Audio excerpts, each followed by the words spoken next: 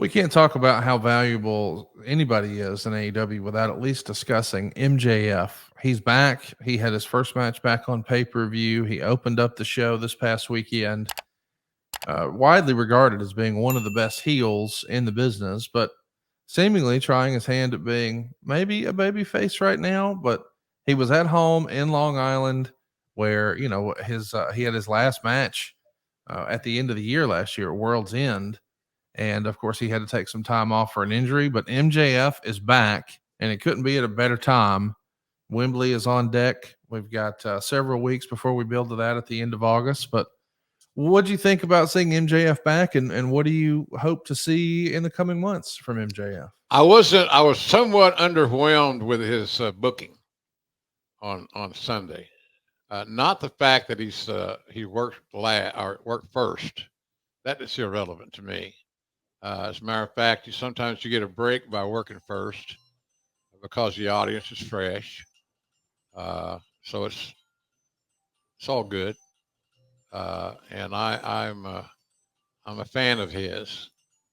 He's just, he's like any other young guy. He's just got to mature, and he's talented as hell. And don't know where all he's headed and what his stops along the way are going to be. But I'm glad he's on our team. He's very underrated in a lot of ways, but he gets a lot of publicity. He gets a lot of credit, and for that I'm happy for him.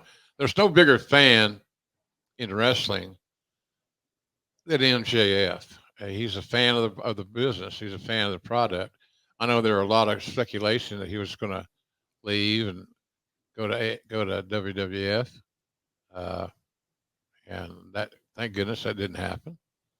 So, but I'm a big fan of his, Conrad. He's like any other young kid. He's got to mature.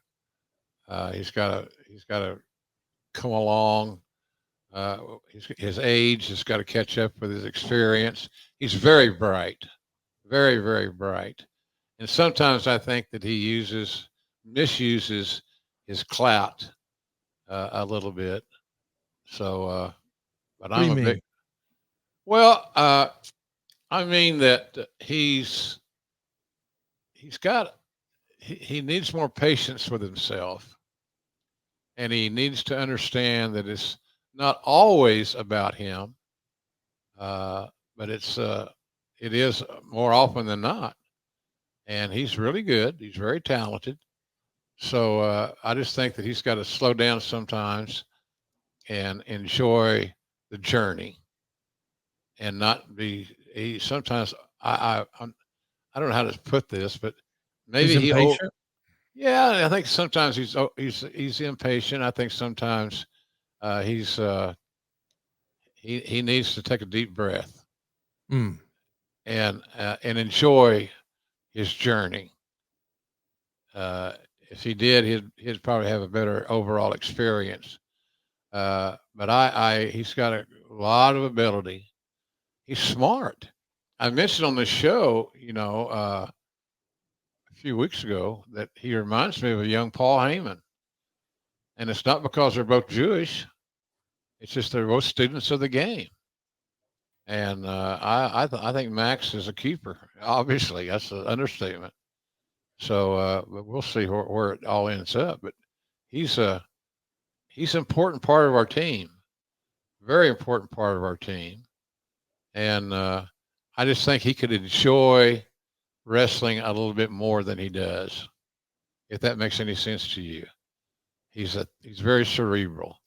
He's a thinker, and so but I'm all for him. He's a talented kid, and sometimes, and this is going to sound funny, and this will be interesting to see how it's regurgitated to the media, the wrestling media.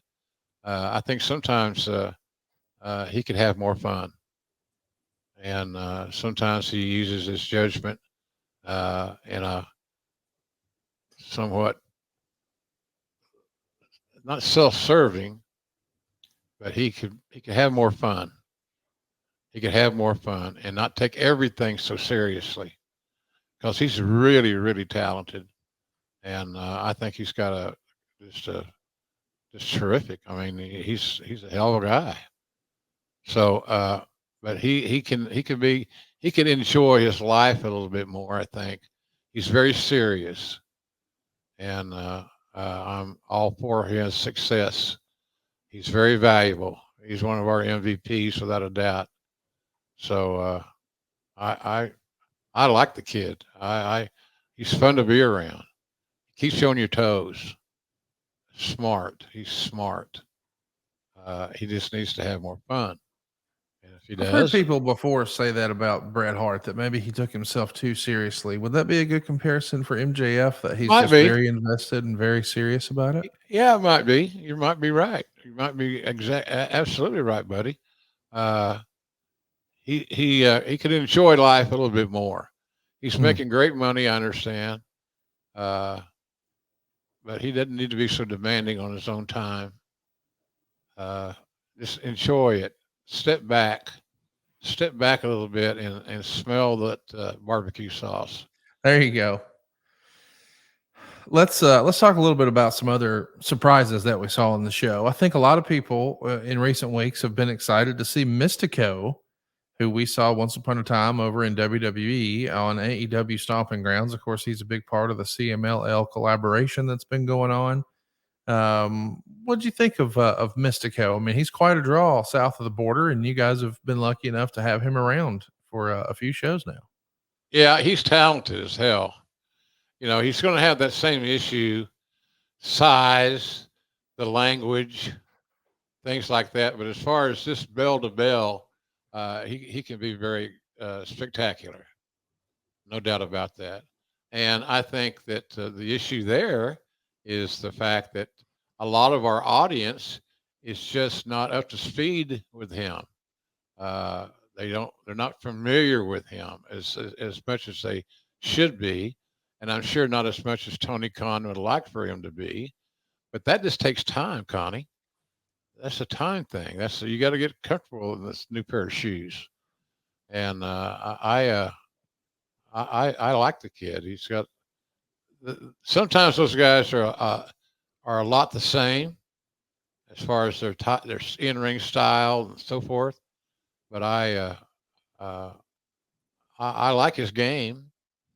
You know, all those guys, they have to figure out a way to differentiate themselves from the pack. And you know, I flew down to Mexico City back in the day to sign him, if I'm not mistaken, way back in the day. So he's a talented kid and very athletic, and sometimes that speaks better English than not. So, but the language is something that concerns me at times.